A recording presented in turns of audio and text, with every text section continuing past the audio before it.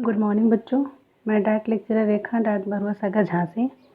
Education 8 आपका जो 4th semester है उसके तहत जो आपका सब्जेक्ट है शैक्षिक प्रबंधन एवं प्रशासन, उसमें हम बात करेंगे राष्ट्रीय स्तर पर कार्य करने वाले अभिकरण। इसमें हम एनसीईआरटी के विषय में बात कर रहे हैं। एनसीईआरटी का पार्ट 1 हम कल लाए थे, आज पार्ट 2 के विषय में हम चर्चा करेंगे।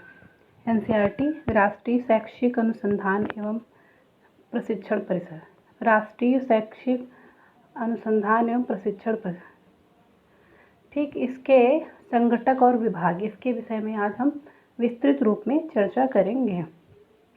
तो राष्ट्रीय शैक्षिक अनुसंधान और प्रशिक्षण परिषद ये नई दिल्ली में इसका मुख्यालय है और इसके विभाग जो हैं ये राष्ट्रीय शिक्षा संस्थान, राष्ट्रीय शैक्षिक प्रौद्योगिकी संस्थान, क्षेत्रीय शिक्षा संस्थान अजमेर, भोपाल, भुवनेश्वर, शिलांग, मैसूर, पंडित सुंदरलाल शर्मा केंद्रीय व्यावसायिक शिक्षा संस्थान, क्षेत्रीय सलाहकार 15 हैं। तो इसमें हम मुख्य तौर पे बात करेंगे राष्ट्रीय शिक्षा संस्थान के विषय में। पहले नंबर पे आता है और ये सबसे ज़्यादा महत्वपूर्ण भी है और एनसीईआरटी के उद्देश्यों में भी कहा गया था कि एनसीईआरटी का दूसरा उद्देश्य था राष्ट्रीय शिक्षा संस्थान की स्थापना करना और उसका संचालन करना। इसका प्रमुख कार्य शिक्षा में शोध करना, मतलब शिक्षा के क्षेत्र में नए नए शोध कार्य करना तथा शिक्षकों, शिक्षक प्रशिक्षकों, शैक्षिक प्रशासकों आदि के लिए प्रशिक्षण कार्यक्रमों, गोष्ठियों और कार्यशालाओं का आयोजन करना। इन कार्यक्रमों ने देश में नवीन चिंतन शैली के विकास में महत्वपूर्ण योगदान किया है। राष्ट्रीय शिक्षा संस्थान निम्न विभागों, प्रभागों और प्रकोष्ठों के माध्यम से कार्य करता है।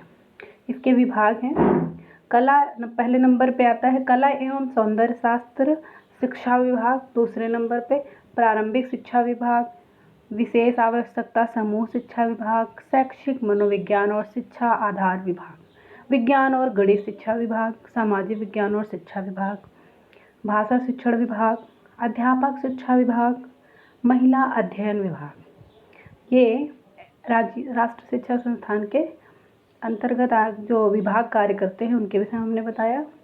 अब राष्ट्रीय शैक्षिक संस्थान के प्रभाग, इनके विषय में बता रहे हैं। प्रकाशन प्रभाग, अंतर्राष्ट्रीय संबंध प्रभाग, योजना एवं अनुवीक्षण प्रभाग, शैक्षिक अनुसंधान प्रभाग, शैक्षिक सर्वेक्षण प्रभाग, शैक्षिक वित्त प्रभाग, पुस्तकालय और प्रलेखन प्रभाग। प्रकोष्ठों के विषय में बता रहे हैं, इसमें लिखा भी गया है राष्ट्रीय माध्यमिक शिक्षा अभियान परियोजना प्रकोष्ठ, हिंदी प्रकोष्ठ, जनसंपर्क प्रकोष्ठ। तो ये रहे आपके राष्ट्रीय शिक्षा संस्थान के विभाग, प्रभाग और प्रकोष्ठ। अब हम बात करते हैं केंद्रीय शैक्षिक तकनीकी संस्थान।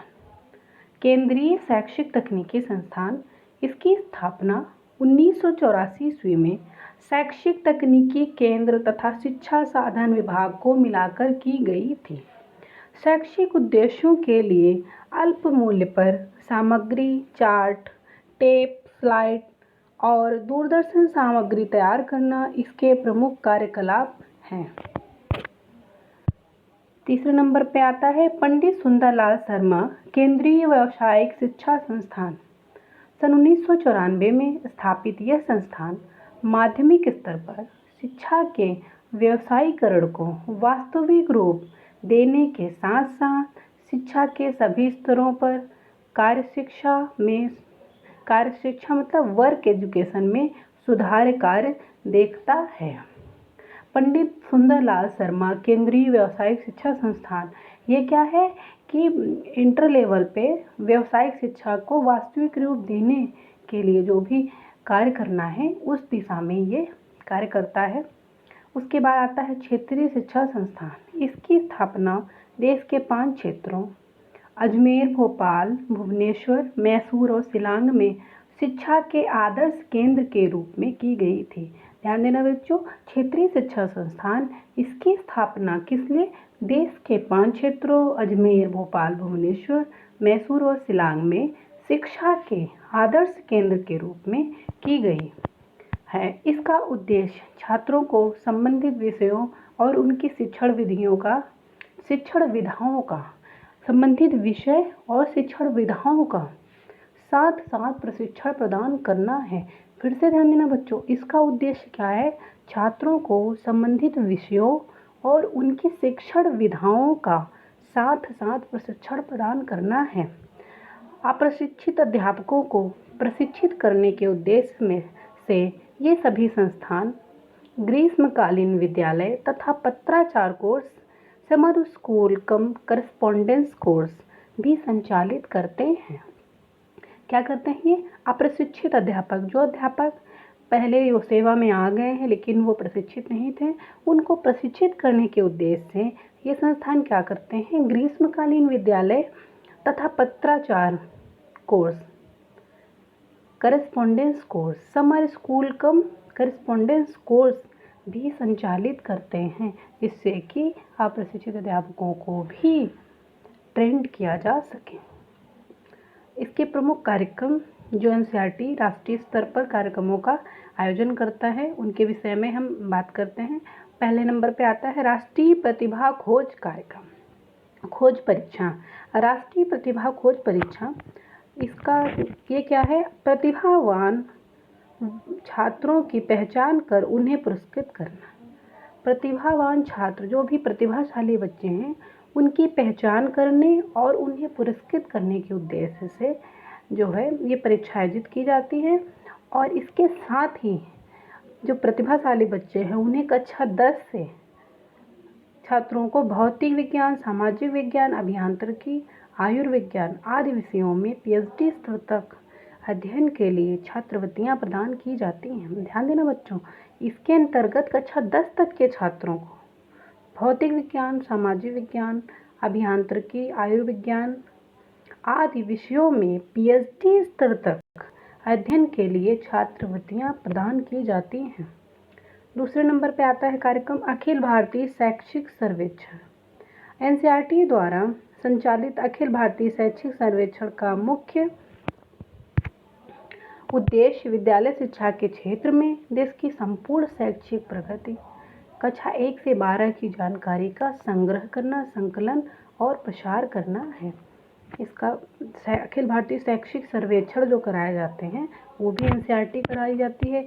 इसके तहत पूरे देश में प्राइमरी स्कूलों में 1 से लेकर 12 तक के स्कूलों में जो भी बच्चे जिन भी जाति समूह के हैं, महिला, पुरुष और शिक्षकों के सारा जो डेटा है वो इसी के माध्यम से सर्वेक्षण करके संपूर्ण शैक्षिक प्रगति की जानकारी का संग्रह, संकलन और प्रसार करना है।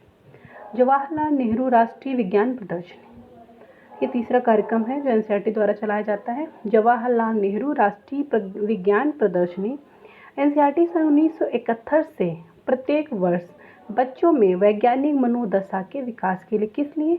वैज्ञानिक मनोदशा के विकास के लिए विज्ञान प्रदर्शनियों का आयोजन करती है, जहां बच्चे विज्ञान, गणित और उसके विभिन्न क्षेत्रों से संबंधित अनुप्रयोगों का प्रदर्शन करते हैं। एक बार फिर से ध्यान देना बच्चों, एनसीईआरटी सन 1971 से, कब से? 71 से प्रत्येक वर्ष बच्चों में वैज्ञानिक मनोदशा के विकास के लिए विज्ञान प्रदर्शनियों का आयोजन करती है, जहां बच्चे विज्ञान, गणित और उसके विभिन्न क्षेत्रों से संबंधित अनुप्रयोगों का प्रदर्शन करते हैं। इस तरह से बच्चों हम 2 दिन में पार्ट 1 मैंने कल बताया था और आज पार्ट 2 में हम एनसीईआरटी के विषय में पढ़ते हैं।